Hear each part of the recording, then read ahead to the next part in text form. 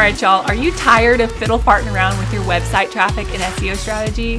Well, I have just the thing for you. I have a brand new free live training coming all about how to 300x your website traffic in 3 simple steps. So mark your calendars for Friday, November 1st. Go to faithhannon.com/300x and save your spot for one of 3 time slots where you will get to learn live. Inside the 1-hour training, you're going to learn the best way to do keyword research for massive traffic growth without expensive tools or a ton of time and experience. You're going to learn the easiest way to set up the back end of your website for SEO success in a day. No coding and no website guru required. And you're going to learn the proven system to building a traffic generating machine in 2 hours a week or less. All with simple, actionable, needle-moving homework. It only lasts an hour, and just implementing one of the homework tips I'm dropping will save you at least 10 times that hour investment over the course of the next quarter. Go to faithhannon.com/300x to choose the time slot that works best for you and get your booty in a seat. And I will see you live on Friday, November 1st.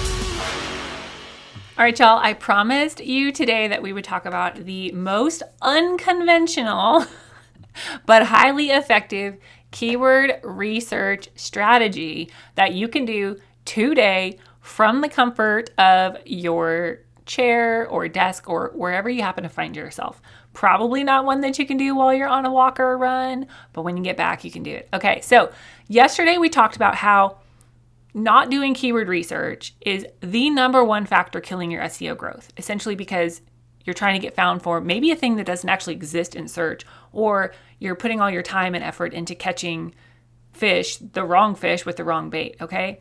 So you have to do keyword research if you want to see the SEO growth that I know you want to see, okay? Because if you're not getting that traffic, your competitors are. And are they actually going to serve your people as well as you are? I don't know, you tell me. But today, what we're going to talk about is my very unconventional, but very, very effective first step to keyword research, okay? And here's what I want you to do. I want you to pause this recording and get out a piece of paper. Yes, an actual piece of paper, preferably blank printer paper with nothing on it, okay? Pause it and get a piece of paper and a marker or whatever you like to write with, okay? All right, now, have you your piece of paper? Do you have your piece of paper in your hand? Nod your head, okay? And here's what I want you to do. I want you to take your piece of paper and I want you to split it into 6 sections, okay? Fold it hot dog and then 3 more times, okay? And I want you to split your paper into 6 sections. And what we're going to do is we're going to do keyword research on paper. And if you're like, Faith, you're dumb. This isn't actual keyword research. This is me writing things down on paper. You are so right. It's not actually research, okay? But what I have found in working with so many clients and students is that if you start your keyword research on tech or with the keyword research tool, it often / always hinders your creativity and keeps your brilliantly smart brain, brilliantly smart God-given brain from doing the work that you're able to do. So what we're going to do is we're going to brainstorm ideas to then research on paper, okay? Because I don't want you to get caught up in the tech. I don't want you to get thinking about, oh, is this how it said? Is this how it said? Where am I supposed to click? What am I supposed to do? What's the best tool? Like, no, we're just going to sit and think about your business and your client, okay? So now you have your paper split into 6 sections, and I want you to title them. The first one is going to be titled Problem. The second one is Promise. The third section is actually split into 2 subsections. The person, them, your ideal client, and the person, you. Okay, so 2 little mini titles in section 3. And section 4 is your first content bucket. Section 5 is your second content bucket. And section 6 is your third content bucket. All right, now why are we doing this? Why? Well, because we need to think through how people are going to potentially be saying these things without actually doing the research. Okay, so now what I want you to do is in section number 1, your problem section. I want you to write down, at least 5 different ways that you could say the problem that you solve. All right. Do you help organize homes, tidy homes, plan out home organization design? Like, think through different ways that you could say and talk about the problem that you solve. Okay. And even if this is something that you've done before, I want to encourage you to do it again, because as you grow, as your business grows, as your audience grows, as keyword research changes, because people change and the way people talk changes. As things change and progress, you're going to have to rethink through some of these things occasionally. So even if you've done this before, I want you to do it again, okay? So you're going to brainstorm 3 to 5 ways that somebody might be searching for, or that you could even just describe the problem that you solve, okay? 3 to 5 ways. 10 is even better, okay? And then in section 2, I want you to brainstorm 3 to 5 ways that you could talk about the promise that you deliver. How do you help people? Do you get them from 30 pounds overweight to their ideal body weight? Like, what's the promise that you get them from going from point A to point B? What is the promise of your product, your service, your course, your whatever? Do you promise that at the end of this, they will be able to read faster and retain information better? Great. So you could talk about, I promise that your reading speed will improve by XYZ. The promise would be that they will learn to retain reading information. They will be better at taking tests. What is the promise that you deliver? And section number 3, where we talk about the person, them. The reason why this section is divided into 2 is because it's hard to put 7 sections on a paper. But really, it's because sometimes, just depending on the industry, somebody is not necessarily searching for themselves for some searches, and they're not always exactly searching for you with other searches. And so the importance of this type of keyword is going to vary industry by industry. Like, if you're a plumber, right, people know that they're searching for a plumber. But if you are a financial management coach, they're probably not searching for that exactly. They're maybe searching for, just a different way to phrase that, okay? And then if you're talking through the person, them, maybe the solution that you offer is actually really tailored to a specific type of person, right?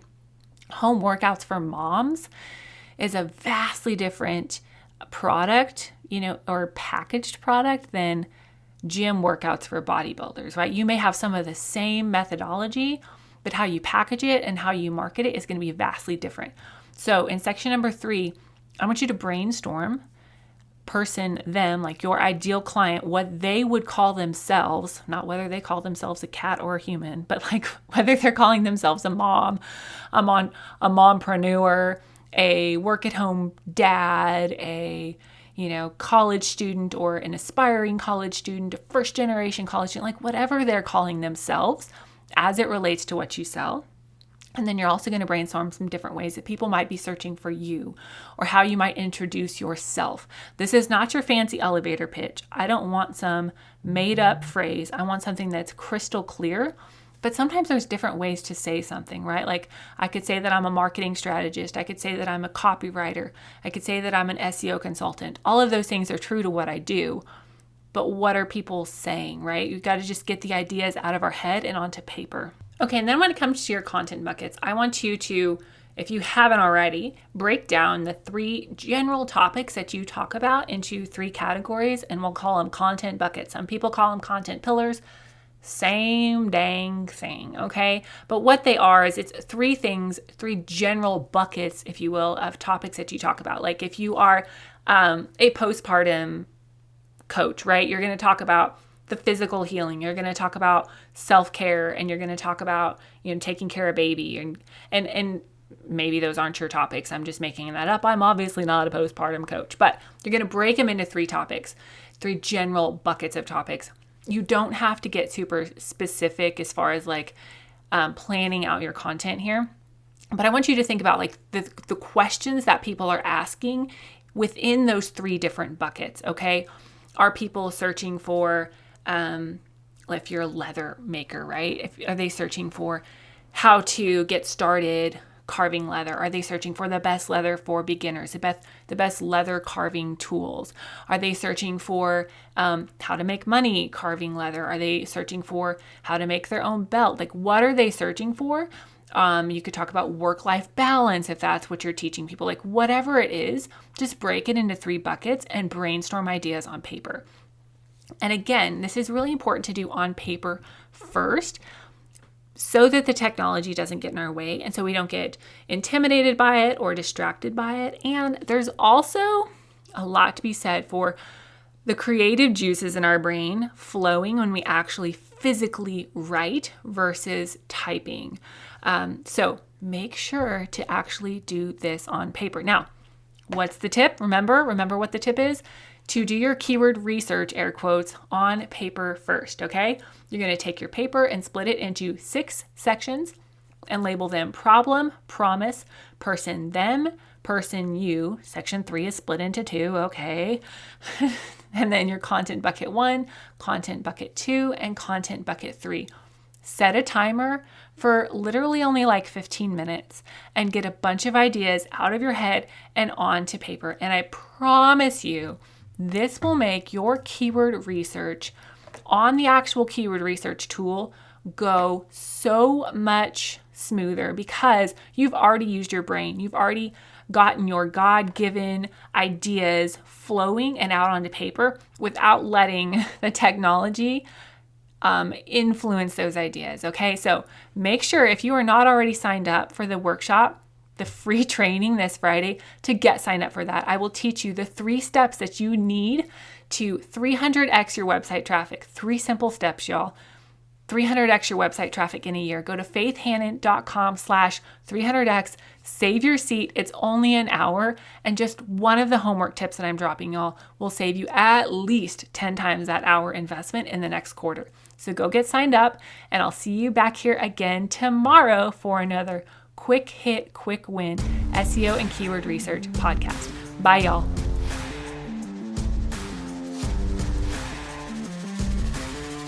Thank you so much for listening in today. Hopefully this episode gave you some really tangible tips for better SEO and marketing to get more leads and more sales from your website. If it did, can I ask you a quick favor? Would you please share this episode with a friend and then just take 10 seconds and go leave a written review on Apple Podcasts? That is the very best way to help more Jesus-loving entrepreneurs scale their businesses so that they can help more people with their gifts and make an even bigger impact for the kingdom of God. And guess what? We now have a Facebook community where we can learn, hang out, and laugh. Go join the Facebook group now. It's linked in the show notes. And all the other things, courses, coaching, and copywriting can be found at my website, faithhannon.com. Until next time, God bless, and I'll talk to you soon.